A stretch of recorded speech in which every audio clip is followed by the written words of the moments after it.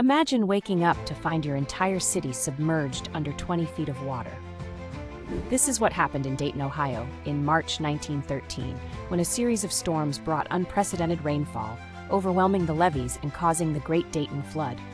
It wasn't just any flood. Within 3 days, over 14 inches of rain fell, causing the Great Miami River to overflow, devastating the city. Streets turned into rivers, and homes were swept away.